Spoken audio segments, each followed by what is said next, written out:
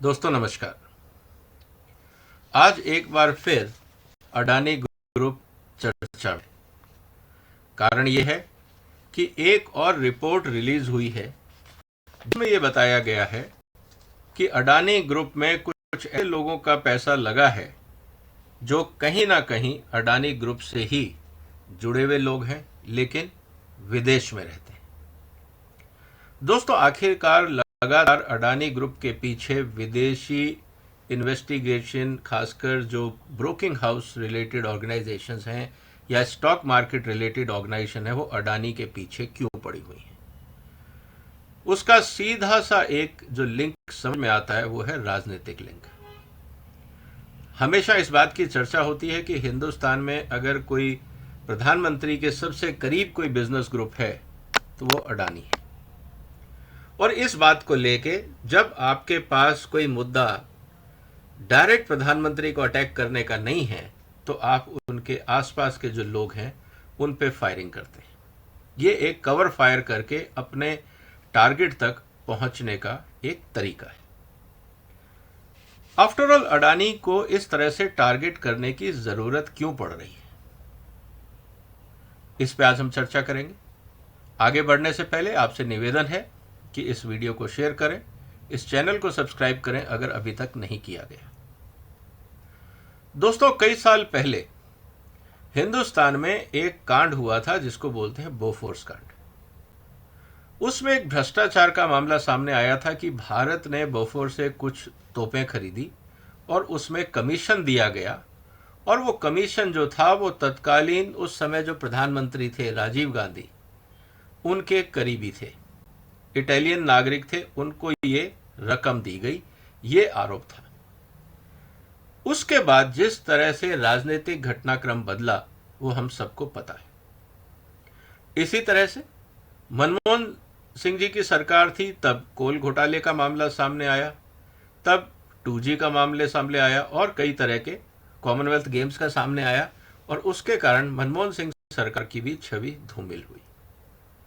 मेरा कहने का मतलब यह है कि हिंदुस्तान में अगर हम देखें तो हम एज ए नागरिक उम्मीद करते हैं कि जो हमारे गवर्नमेंट्स हैं या जो हमारे पॉलिटिकल लीडर हैं वो भ्रष्टाचार में लिप्त ना हो, क्योंकि भ्रष्टाचार राजनीतिक दृष्टि से एक बहुत इंपॉर्टेंट मुद्दा है। चाहे उसके बाद उसके अंदर कुछ कार्रवाई हो या ना हो वो इंपॉर्टेंट नहीं है, लेकिन हेडलाइन बनाने के लिए और जनता के दिमाग में एक मैसेज डालने के लिए कि कौन भ्रष्ट है और कौन नहीं है, इस तरह के घोटालों की चर्चा अक्सर होती है। इसीलिए दोस्तों इस बात को समझना होगा कि बार बार जब अडानी का नाम लिया जा रहा है तो कहीं ना कहीं एक प्रयास ये है कि मोदी सरकार की छवि भी किसी न किसी बड़े घोटाले के साथ जोड़ दी जाए, क्योंकि और कोई मुद्दा तो इस समय समझ में आ नहीं रहा। और अगर आप डेवलपमेंट की बात करते हैं, किसी और चीज की बात करते हैं, तो शायद जनता उतना उत्साहित नहीं होती है। हिंदुस्तान की जनता बड़ी विचित्र है। हम घोटालों को लेके बहुत ज्यादा चिंतित हैं, लेकिन उसी इलेक्शन में फ्री बीज लेके हम अपने बहुत सारे हम में से लोग अपना वोट बेचने को भी तैयार हो जाते हैं। जब खुद के स्वार्थ की बात आती है तब हम चाहते हैं बहुत कुछ फ्री मिल जाए, आउट ऑफ टर्न मिल जाए, जरूरत से ज्यादा मिल जाए, एंटाइटलमेंट से ज्यादा मिल जाए। यह हमारी प्रवृत्ति रहती है। लेकिन हम चाहते हैं कि हमारे नेता, हमारे सिस्टम, हमारी पॉलिटिकल पार्टी किसी भी तरह का भ्रष्टाचार ना करें। ये डबल स्टैंडर्ड हमारी जीवन शैली का एक अभिन्न अंग है जो हमें समझना होगा। वापस आते हैं अडानी और बोफोर्स के कंपैरिजन को लेके। दोस्तों जब ये अडानी साहब की बार बार बात हो रही है कि घोटाला हुआ अडानी ग्रुप में, अब घोटाले को नापने का पैरामीटर क्या है, जरा हम उसकी भी चर्चा कर लेते हैं। जब पिछली बार फरवरी के आसपास जब एक रिपोर्ट आई थी जिसमें कहा गया था अडानी समूह में बहुत सारा पैसा ऐसा लगा है जिसके कारण शेयर्स अपग्रेड हो गए हैं या इन्फ्लेटेड हो गए हैं, और ये घपला हुआ है। अब सवाल ये है कि ये ठीक है, शेयर इन्फ्लेट हुए, इन्फ्लेट करने के कई तरीके होते हैं। जो स्टॉक मार्केट में लोग जानते हैं वो अच्छी तरह से जानते हैं कि ये बड़े बड़े खेल कैसे होते हैं, और ये सिर्फ हिंदुस्तान में नहीं पूरी दुनिया में होते हैं। लेकिन सवाल इस बात का है कि आम आदमी उतनी रुचि क्यों नहीं ले रहा है अडानी के मामले में जितना वो बोफोर्स के मामले में रुचि ले रहा था, या कोलगेट के मामले में ले रहा था, या 2G स्पेक्ट्रम के घोटाले में ले रहा था, या कॉमनवेल्थ गेम्स के घोटाले में दिलचस्पी ले रहा था। इस बात को समझना भी बहुत जरूरी है। अब सबसे बड़ी बात है कि साहब अडानी ग्रुप ने बहुत बड़ा घोटाला किया। ये बार बार मीडिया और अपोजिशन इस बात को कह रहा है। अब सवाल यह है कि अडानी ग्रुप कितनों का पैसा लेके भागा? कहीं कोई आंकड़ा आया है? मैं आपसे सवाल पूछता हूं, सोचिए, क्या आपने कहीं पे भी सेबी के दफ्तर में, दिल्ली में, बॉम्बे की सड़कों में, दिल्ली की सड़कों में, अहमदाबाद की सड़कों पे कहीं आपने प्रदर्शन देखा उन इन्वेस्टर्स का जिन्होंने ये कहा हो कि साहब अडानी ग्रुप ने घपला किया और हमारा नुकसान हो गया और पैसा लेके वो भाग गए? कहीं आपने ऐसे प्रोटेस्ट देखे? नहीं देखे। इसका मतलब कि आम आदमी का इसमें नुकसान नहीं हुआ है, आम इन्वेस्टर का नुकसान नहीं हुआ है। हाँ, नोशनल नुकसान हो सकता है। आपने 100 रुपए का शेयर खरीदा, वो बढ़ के 1000 को हो गया होगा, फिर घट के 500 का हो गया होगा। तो 500 रुपए, 1000 जो आपका शेयर प्राइस हो गया था, अगर वो घट के 500 हो जाता है तो वो नुकसान नहीं है, वो लॉस ऑफ प्रॉफिट है। ये उतार चढ़ाव बाजार में चलता रहता है। आप उसी शेयर को कई साल और रख दो, वापस 1000 हो जाएगा अगर कंपनी अच्छी है तो सवाल ये है कि क्या बाजार में उतार चढ़ाव जो होता है शेयर का, क्या वो घोटाला है या किसी का पैसा लेके कोई भाग गया? इस सवाल का जवाब जब तक अपोजिशन नहीं देगा तब तक अडानी का मुद्दा कोई बहुत ज्यादा आम आदमी के दिलों में नहीं उतरने वाला है। दूसरा सबसे इंपॉर्टेंट चीज है कि क्या अडानी ने नेशनल सिक्योरिटी के साथ कॉम्प्रोमाइज किया है? बोफोर्स में तो राष्ट्रीय सुरक्षा की बात आ गई थी कि साहब डिफेंस परचेज है, डिफेंस परचेज को लेके, क्योंकि हम राष्ट्रीय सुरक्षा के मामले में बहुत ज़्यादा संवेदनशील हैं। क्या कोई ऐसी घटना हुई है, अडानी ने ऐसी घटना करी है जिसके कारण राष्ट्रीय सुरक्षा को खतरा हो? ऐसी चीज भी अभी इन दोनों रिपोर्ट्स में सामने नहीं आई है। तो इसका मतलब यह है कि आम आदमी फिर इस रिपोर्ट से बहुत ज्यादा कोई जुड़ाव महसूस नहीं कर रहा है। यह बात भी हमें समझनी होगी। तीसरा बड़ा मुद्दा आता है, वो ये है कि क्या अडानी बैंकों के पैसे लेके भागे? क्या उन्होंने बैंकों से पैसे लिए, लोन लिए और फरार हो गए, या एनपीए हो गए और अब पैसा नहीं लौटा रहे? क्या ऐसा मामला है अडानी के मामले में? अभी तक ऐसा किसी बैंक ने नहीं कहा है कि अडानी हमारे पैसे लेके भाग गए, या अडानी ने ऐसा नहीं कहा है कि हम पैसे नहीं चुका पा रहे हैं, अब आप जो चाहे कर लें, हम एनपीए हैं, हमें बैंकरप्ट डिक्लेयर कर दिया जाए। क्या ऐसा हुआ है? ऐसा भी नहीं हुआ। इसका मतलब जनता अभी भी समझ नहीं पा रही है कि यह घोटाला हुआ क्या है, इतना शोर किस बात को लेके? क्या यह हर्षद मेहता की तरह बैंकों का पैसा लेके स्टॉक मार्केट को इन्फ्लेट करने की बात थी? क्या ऐसा कुछ किया है अडानी ने? ऐसी बात भी सामने नहीं आ रही है। इन्वेस्टिगेशंस हुए हैं, लेकिन ये बात भी सामने नहीं आ रही है कि किसी और का पैसा लेके अडानी ने घपला किया। अब सवाल ये है, तो फिर ये इतना बवाल किस बात का दोस्तों? इस बात को भी समझना होगा। और जब तक हम इस बात को नहीं समझेंगे तब तक जो अपोजिशन बार बार मोदी अडानी कर रहा है, वो जनता तक अपनी पहुंच नहीं बना पा रहा है वो मुद्दा। तो आफ्टर ऑल अडानी ने किया क्या है, इस बात को अब हम समझते हैं। तो अभी तक जितनी बात मैंने आपको बताई उससे ये बात तो क्लियर हो गई कि जो भी घोटाले की बातें रिपोर्ट्स में सामने आ रही हैं उसमें आम आदमी का कहीं कोई नुकसान नहीं। ये बात तो क्लियर हो गई। तो फिर नुकसान किसका है, फिर घोटाला हुआ कैसे? एक्चुअली दोस्तों, अगर हम फाइनेंशियल वर्ल्ड की बात करें या कॉर्पोरेट वर्ल्ड की बात करें, तो ये जो अडानी के ऊपर जो आरोप लग रहे हैं वो वास्तव में कॉर्पोरेट गवर्नेंस को लेके हैं। कॉर्पोरेट गवर्नेंस का मतलब ये है कि अडानी ने किस तरह से अपने ऑडिटर्स को अपॉइंट किया, किस तरह से उन्होंने इंडिपेंडेंट डायरेक्टर्स को अपॉइंट किया, किस तरह से उन्होंने अपने पैसे का ही इन्वेस्टमेंट वापस अपनी कंपनियों में किया जो शायद कानून के खिलाफ है या नहीं है, ये इन्वेस्टिगेशन। और वो भी कहाँ, किसी विदेशी कंपनी ने अडानी के शेयर में पैसा लगाया। अब सवाल इस बात का उठ रहा है कि उस विदेशी कंपनी के पास पैसा कहाँ से आया। अब अंतर्राष्ट्रीय बाजार में अगर कोई विदेशी कंपनी, मान लीजिए सिटी बैंक से या किसी और फाइनेंशियल कंपनी से पैसा लेके अडानी के शेयर में लगा देती है, तो क्या कोई एतराज है?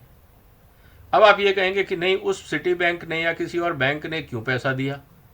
ये उन दो एंटिटीज़ की बात है कि उसको क्यों पैसा देना है। बैंक का काम पैसा देना है, इस एंटिटी का काम पैसा लेना है। उसको पता है कि मैं पैसा लेके अगर 1000 रुपये या 1 लाख रुपए लगाऊंगा अडानी के शेयर में, शेयर बढ़ेंगे तो मुझे मुनाफा होगा, मैं वापस वो शेयर बेच दूंगा, जो मुझे मुनाफा मिलेगा उससे मैं कंपनी के जो बैंक है उसके पैसे वापस कर दूंगा, थोड़ा बहुत मुनाफा मेरे पास बच जाएगा। स्टॉक मार्केट में होता क्या है, चाहे वो छोटा व्यापारी हिंदुस्तान में हो या बड़ा एफआईआई हिंदुस्तान के बाहर हो, हर आदमी उतार चढ़ाव डेली देखता है। अदरवाइज मेरे को एक चीज़ बताइए दोस्तों, रोज स्टॉक मार्केट ऊपर नीचे क्यों होता है? क्या रोज दुनिया में कंजम्पशन बिहेवियर बदल जाता है? क्या रोज दुनिया में डिमांड सप्लाई अचानक बदल जाती है? रोज? हकीकत यह है कि दुनिया में हर तरह के लोग हैं। कुछ लोग स्पेकुलेशन करते हैं, उनको लगता है आज रेट ठीक है, आज खरीद लेना चाहिए। किसी को लगता नहीं आज रेट ज़्यादा है, वो बेच देता है। अगर बेचने वाले ज़्यादा होते हैं मार्केट गिर जाता है, खरीदने वाले ज़्यादा होते हैं मार्केट ऊपर हो जाता है। ये प्योरली ट्रेडिंग एक्टिविटी है, इससे एक्चुअल इकोनॉमी पे कोई बहुत ज़्यादा असर हमें नहीं दिखता है। दूसरी बात, अगर स्टॉक मार्केट लगातार उठता रहता है, चाहे धीरे रफ्तार से भी उठे या तेज रफ्तार से भी उठे, तो एक बात लोगों को समझ में आती है कि इस मार्केट में दम है, कंपनी में दम है, आज नहीं तो कल ये ज़रूर मुनाफा देगा। लोग उस कंपनी को खरीद के अपने पास रख लेते हैं। उदाहरण के लिए मेरे पास भी अडानी के शेयर होंगे, मैंने शायद 10 साल पहले खरीदे होंगे, नहीं बेचे आज तक। उस समय जिस कीमत में खरीदे होंगे आज उसके 5-10 गुना ज़्यादा होगा। ये मेरा सोचना है कि भाई अडानी के शेयर शायद लॉन्ग टर्म में अच्छा करेंगे, क्योंकि बहुत अच्छा बिजनेस मॉडल है। इसी तरह से और बहुत सारी कंपनी है, टाटा की कंपनी है जिसको हम खरीद के रख सकते थे और रखते हैं। तो कहने का मतलब ये है कि आपकी समझ के ऊपर है कि आप कैसे करते हैं। अगर आपने महंगे में खरीदा, किसी सट्टेबाज के कहने पे आपने खरीद लिया कि बहुत ऊंचा है, ले लो अभी और ऊंचा जाएगा, और वो शेयर गिर गया, तो आप सरकार को क्यों दोष दे रहे हैं? कुछ फंडामेंटल रिसर्च तो हमको भी करना पड़ेगा। यही काम बड़ी कंपनियां भी करती हैं। अगर उनको लगता है, अब हमने मान लीजिए 1000 रुपये का शेयर खरीदा और वो डबल हो गया, तो कितना हुआ? 2000 हो जाएंगे। लेकिन अगर किसी कंपनी ने 100 करोड़ के शेयर खरीदे, उसी टाइम में अगर उसके डबल हो जाते हैं तो उसको 100 करोड़ का फायदा होगा। अब आप ये नहीं कह सकते कि देखिए उसने 100 करोड़ कमाए और मैंने 1000 कमाए। ऑब्वियसली जितना इन्वेस्ट करोगे उतना गेन होगा, इसमें विचलित होने की बात नहीं है। तो कहने का मतलब ये है कि जिस तरह से बार बार अडानी के मुद्दे को गरमाया जा रहा है, मुझे लगता है क्योंकि आने वाले दिनों में हिंदुस्तान में चुनाव है और करप्शन से ज़्यादा चुनावी मुद्दा अट्रैक्टिव जनता के लिए कुछ नहीं हो सकता। महंगाई भी थोड़े दिन होती है, 200 रुपये किलो टमाटर की हमने बात करी, आज 14, 15, 20 रुपये किलो है, कोई बात नहीं कर रहा, ये मुद्दा खत्म हो गया। लेकिन भ्रष्टाचार का ऐसा मुद्दा है जो लोगों के दिमाग पे छा जाता है, लोगों के सोचने पे असर करता है। इसलिए पॉलिटिकल पार्टीज भ्रष्टाचार को मुद्दा बनाने का प्रयास करती है। अब मोदी साहब को घेरने के लिए अडानी पे भ्रष्टाचार के आरोप लगाए जाएं, मुझे लगता है ये एक सोची समझी रणनीति है। और इसीलिए बार बार चाहे संसद हो या संसद के बाहर, अपोजिशन पार्टीज हमेशा अडानी और मोदी को टारगेट करते हैं। लेकिन अच्छी बात यह है कि अडानी साहब ने अपनी कंपनियों को ढंग से मैनेज कर रखा है। अगर वहां घपला होता, कंपनियां खराब काम कर रही होती, तो निश्चित रूप से आज वो कटघरे में आ जाती। अब देखना यह है कि चुनाव आने तक कितनी बार अडानी को भुनाया जाएगा, क्या वास्तव में कोई घपला निकलेगा? क्योंकि जहां तक मेरी समझ है, इस पूरी दोनों रिपोर्ट्स को लेके ये कॉर्पोरेट गवर्नेंस का मुद्दा है। कॉर्पोरेट गवर्नेंस को देखने के लिए 2 डिपार्टमेंट है, सेबी और company ministry for corporate affairs, department of corporate affairs, ministry of finance में। और उसके अलावा तीसरा इन्वेस्टिगेशन तब हो सकता है अगर कहीं पे कोई घपला दिखे। तो अब ये देखना है कि क्या कॉर्पोरेट गवर्नेंस में भारत सरकार और सुधार करेगी ताकि इस तरह की बातें ना हो। जहां तक मेरी समझ है, हिंदुस्तान में जो सेबी की गाइडलाइन है वो दुनिया में सबसे स्ट्रिक्ट है। उसके बाद भी अगर लगता है कि और सुधार की जरूरत है, तो मुझे लगता है कि भारत सरकार को और सेबी को इस पर विचार करना चाहिए। अगर उससे लोगों का कॉन्फिडेंस और बढ़ता है और गाइडलाइंस में और सुधार की जा सकती हो तो कर देनी चाहिए। कॉन्फिडेंस बहुत बड़ी चीज़ है। भरोसा होना बहुत ज़रूरी है फाइनेंशियल मार्केट्स में। लेकिन जहाँ तक राजनीति की बात है, निश्चित रूप से करप्शन हमेशा बड़ा मुद्दा रहता है। बोफोर्स का हमने देखा, मनमोहन सिंह जी के टाइम पे हमने देखा।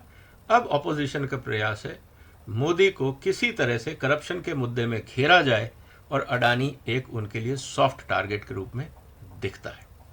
तो जो शक्तियां नहीं चाहती मोदी सत्ता में आए, देश में और विदेश में बैठी हुई शक्तियां, वो बार बार अडानी को टारगेट करेंगी। इस बात को आपको समझ लेना चाहिए। आपका क्या कहना है दोस्तों इस मुद्दे पे? क्या ये सही है कि अडानी एक सॉफ्ट टारगेट है मोदी को घेरने के लिए? क्या इससे कोई फर्क पड़ेगा मोदी की लोकप्रियता पे? आपका क्या कहना है? कमेंट बॉक्स में अपने सुझाव लिखिए, अपने विचार लिखिए। इस वीडियो को शेयर करिए, इस चैनल को सब्सक्राइब करिए। आप हमें अपना समर्थन भी दे सकते हैं, फाइनेंशियली और अदरवाइज। फिर मुलाकात होगी एक और महत्वपूर्ण मुद्दे के साथ। तब तक वंदे मातरम।